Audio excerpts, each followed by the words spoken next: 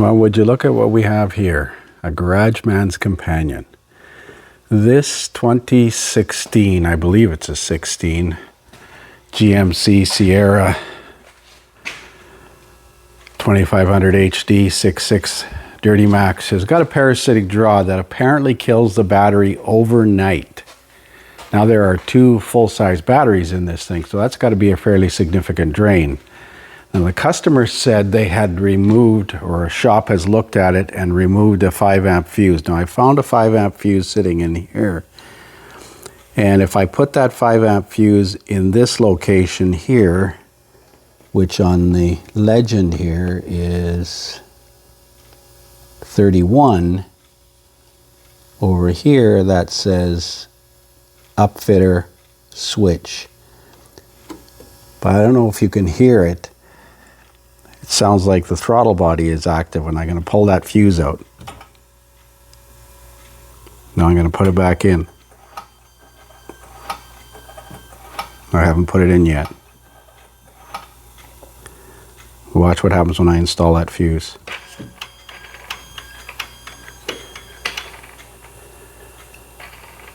So I'm going to put a battery charger on this thing overnight so that the battery doesn't go flat.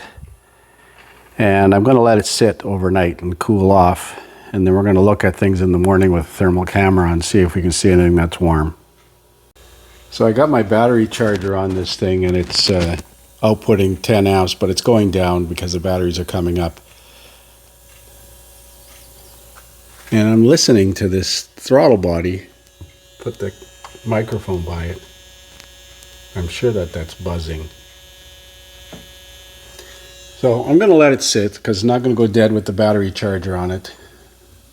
But I'll have a look at how much current the battery charger is outputting when we come out to it in the morning. In the meantime, I'm going to do some investigation. Now, according to this legend in here, fuse 31 is the one I put in, but it says it's an upfitter 5 amp fuse. Fuse 26 is a 5 amp fuse too, and it's missing. And so is 22. 22, 26, and 31 are all upfitter fuses according to that.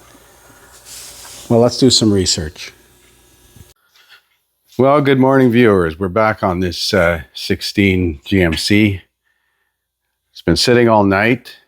The battery charger has dropped just under 5 amps. And looking at stuff with a thermal camera, I see the mass airflow sensor is hot. The throttle body doesn't appear to be buzzing. The transmission control module is warm. The ECM is warm. And this relay here is warm, which is relay number 70. Let's see, what relay is that? ECM relay. Now, I think I did some research last night, and this vehicle has configurable option relays, and I talked to the customer, and he said he had he was investigating a trailer light problem, and he fixed that. But then he thought while he was at it, he would actually check the fuses for the power port in the cab. And he pulled a fuse under the hood here and reinstalled it. And then the truck wouldn't shut off. And I think we got that problem right now, because I think that fuse in fuse 31 is causing a problem. Let's put the key in the ignition. Start it. And shut it off. Magic. So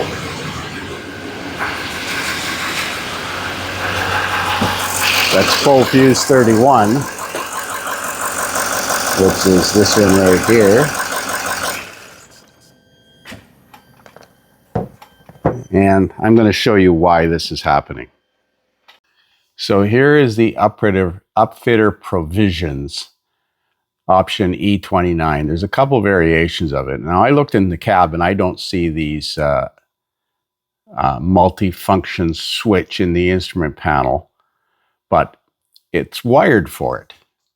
Now, looking at the relays, there's 4 configuration provision relays, relay 1, 2, 3, and 4, and they're supplied control power for the relay from fuse 22, 26, 31, and 27. I put the fuse in 31.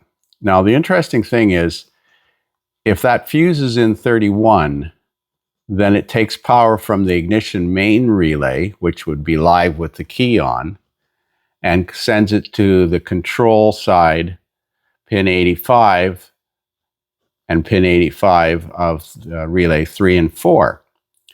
But you notice there's another fuse here, fuse 27, that is supplying power. So there's 2 fuses, fuse 31 and 27, could potentially supply the control power, and the switch grounds the relay to turn on the relay. But fuse 27 comes from a hot at all times source. So if you put fuse 31 in, then what it'll do is take power from fuse 27 and backfeed it to the ignition circuit. So I believe these relays are configurable to have them work with the key on only if you use fuse 31 and fuse 26. And if you use fuse 22 and 27, then the relays will only work, or will work all the time. So this mystery of this parasitic draw, because it's drawing like 5 amps, having the ECM powered on and the TCM powered on, I don't think that relay, that fuse is supposed to be in fuse 31. It's either 31 or 27, and either 22 or 26. I'm going to have a look at what the other one is. So you have to make a decision when you're using these upfitter switches and configuration relays of whether you want the circuit that you've added to work with the key on. If you do, you use fuse 27 and 22. If you only want them to work, if you want it to work with the key off, you use fuse 27 and 22 because that comes from battery power. If you want it to work with the key on only, you use fuse 31 and 26. Now I've taken them, it had a fuse in fuse 27, and I've taken fuse out of 27, which is this one. And if I put it in 22, the same thing's going to happen. Here, the ECM power on.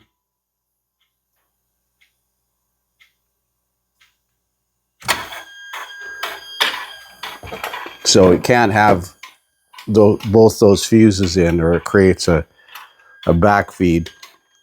So I'm going to put them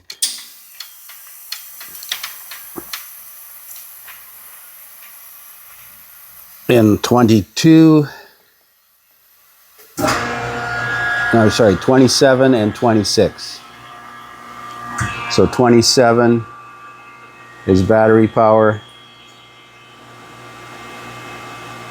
and 26 is key switch power. But I don't even see those upfitter switches on the dash. I'm going to look at the owner's manual.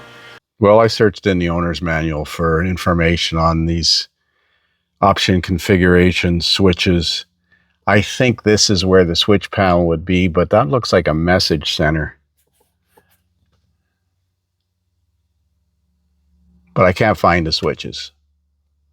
Not on the roof here. No, not on the dash. So it may not be equipped with it, but the truck can obviously have this. And that fuse has to be in the right location. Now, the customer did mention that he has a concern with the transmission shifting. I don't want to disconnect the battery and check for a parasitic draw until I do a network scan of all the controllers and see if there's any codes related to the transmission shifting issue. So we've ID'd the vehicle. Oh, it's a 15. I thought it was a 16. Let's do a code scan of all the controllers. I wonder if we're going to have any codes related to that relay. Well, we got a code for the transmission control module requested illumination of the MIL, malfunction indicator lamp, ignition control relay feedback performance, wait to start indicator control circuit, power off timer performance, supply voltage circuit problem. Yeah, it's probably detecting when it's got power to the transmission in the ECM when it's not supposed to have. Low voltage codes in the anti-lock brakes, invalid data received from transmission, battery rundown protection circuit short to ground symptom 2.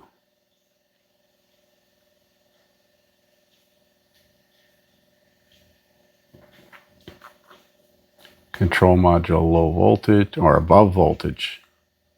Parking assist front right middle front sensor right middle circuit low time. Power circuit above threshold.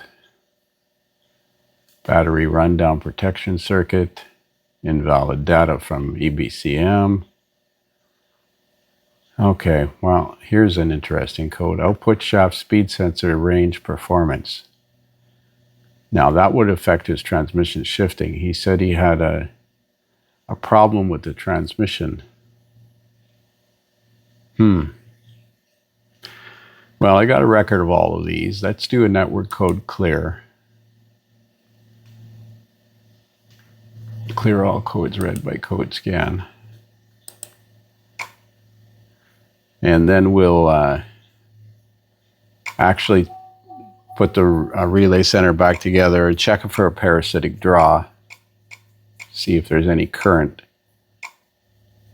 flow from the batteries.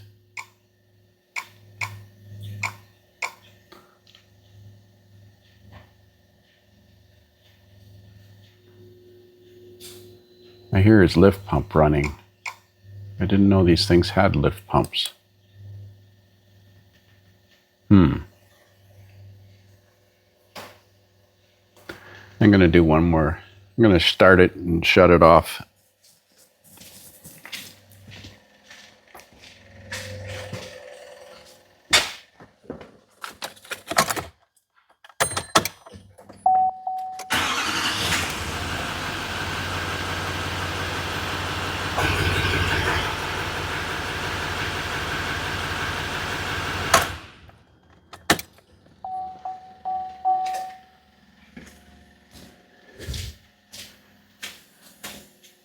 Okay, let's do another code scan and see if it's relogged anything.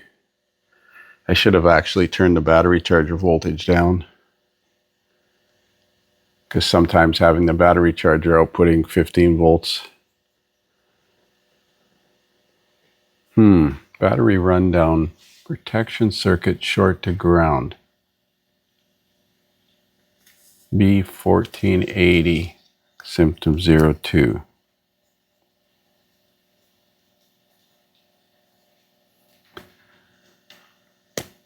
That's current.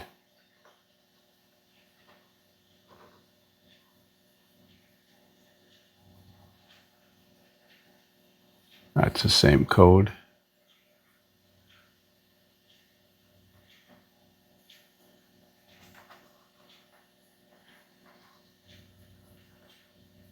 Okay.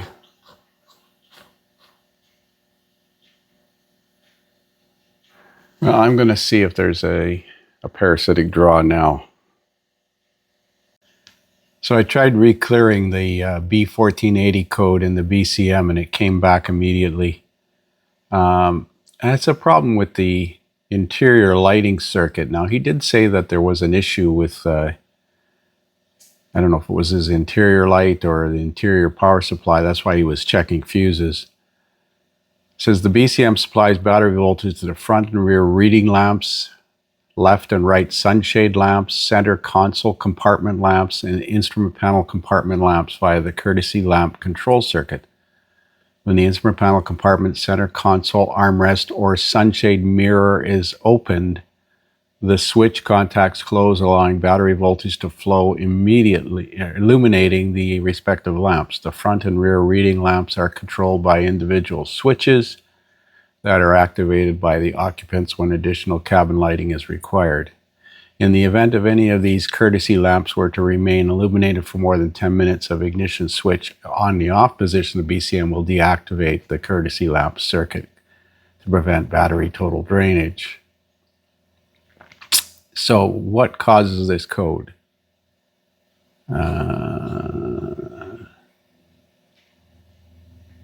BCM detects a short to ground in the courtesy lamp control circuit.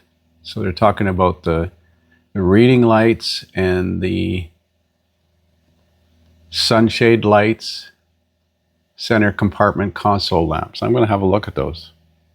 No, none of his interior lights work. The reading lights don't work. The courtesy lights don't work. Can't manually turn them on. So there's a problem with that circuit, but that shouldn't cause a parasitic draw. That might obviously cause an issue with the lights themselves, because the BCM will shut down the circuit, which it's doing. So I put a battery disconnect switch in between the negative post and the negative cable, turned the switch on, disconnected the left battery negative post here so that it's not feeding any current. So all the current draw is coming from the right battery, and it's just dropped down to 12 milliamps. Initially, I had my diagnostic connector plugged in under the dash, the vehicle communication interface module. Let's see what the draw comes up to. That might wake up the network. Yeah, 450 milliamps. Because that plugging that in automatically starts communication. But there's no parasitic draw. It was down to 60, and then as I was recording this, it dropped to 12. I did clean up the battery cables on the passenger battery, so it's down to 12 milliamps. So we're going to reconnect the battery cables and clean up the negative cables on both batteries, and then go for a road test and evaluate this transmission problem. So I reconnected the left negative battery cable, and it started at about 200 milliamps and it's now dropped to about 135 milliamps. So that's current flowing from the left battery, from the right battery into the left battery. Because if I disconnect the negative cable, that drops to 12.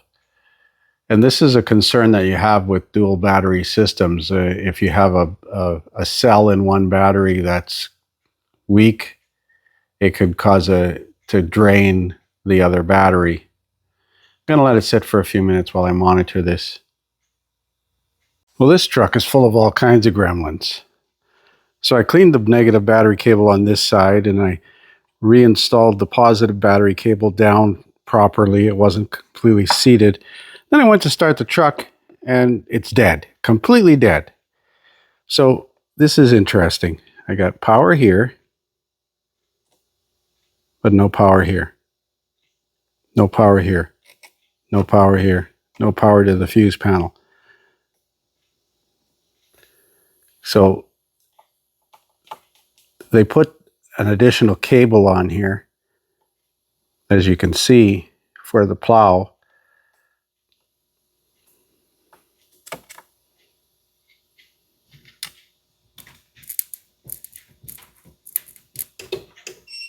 Did you hear that? Now I got power. So anytime you take an eyelet off for any reason, just frickin' clean it. A perfect example. So there it is running again. All I did was clean that positive cable eyelet. So now we're going to take it for a road test and see if the transmission acts up. Intermittent battery power to the transmission control module could cause all kinds of issues too. Well, the transmission seems to be working fine. Output shaft speed sensor is stable and working.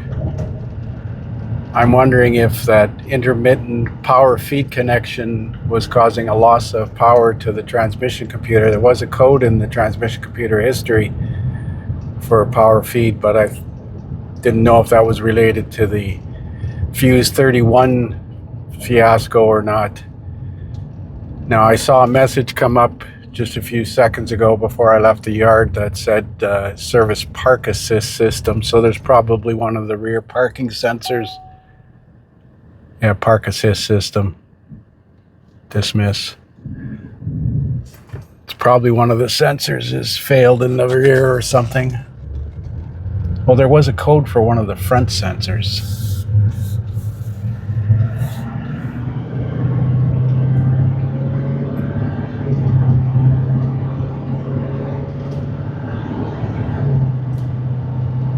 Oh boy. Well, we'll discuss the interior light problem with the customer. There's obviously a short in the interior light circuit. The BCM is shutting down that interior light circuit and setting that B1480 code because none of the interior lights work. Well, I'm going to go back and bring the customer up to speed with what I've done so far and see if he wants to proceed with the interior light diagnosis or the park assist system diagnosis. So we're going to do a network code scan now again. Came back from the road test, transmission shift fine. No codes in the tranny, ABS, airbag, amplifier.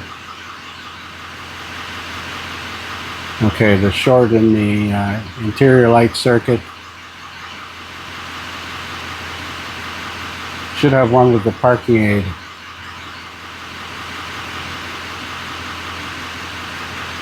Assist front sensor right middle circuit low.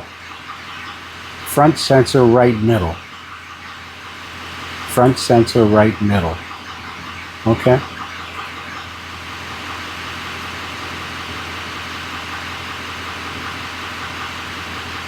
So we'll leave it at that for now. I'm going to let it sit overnight and monitor the parasitic draw on it now, but I'm sure that that was caused by the customer putting that fuse in the wrong location.